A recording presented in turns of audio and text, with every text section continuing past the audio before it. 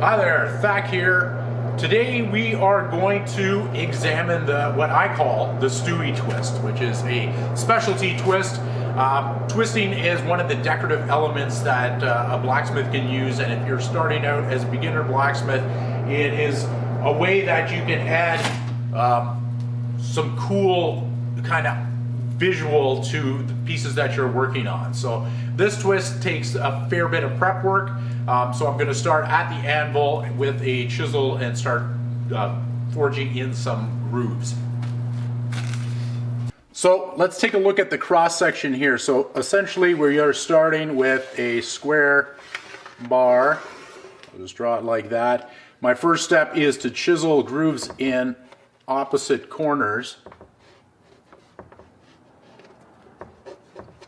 leaving me with a cross section like this. After that, then I flatten out the opposite corner and round it over to create an elliptical shape.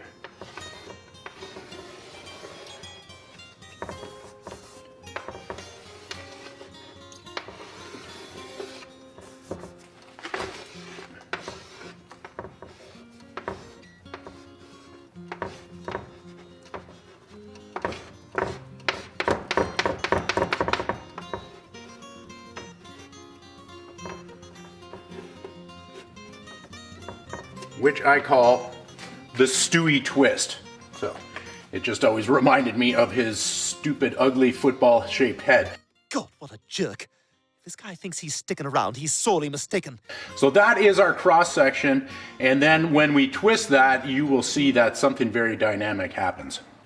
The first step is to chisel grooves into the corner of the bar. You want to be about 1/8 inch in from the corner. And then I'm just chiseling a long groove about 5 or 6 inches long, depending how long your twist, how long you want it to be. Typically I do it that long. So you can see we chisel on either side an 1/8 of an inch in, and then I flip to the opposite corner and chisel in the same relief there. Important to not get too close to the edge. You could actually shear that off. If you go too deep and you're too close to the corners, you could actually shear your corner right off. So you have to be aware of how deep you're going. And this is the kind of thing where you can work from a yellow heat right down to pretty much a black heat. The chisel will penetrate in there, and I typically try to do all 4 grooves in one heat, even though by the end I'm usually down into the black heat, which is somewhere in the 900 degree range, but that works just fine.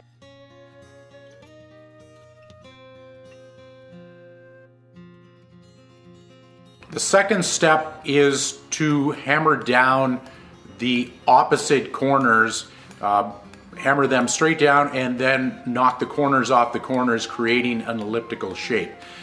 And you want to spend a little bit of time trying to round that out, make that ellipse fairly smooth. It's going to have facets in it, but you want it as smooth as possible because that is going to create your round bar in the center of this twist. So the less texture you can have in it, the more elegant your finished product will be.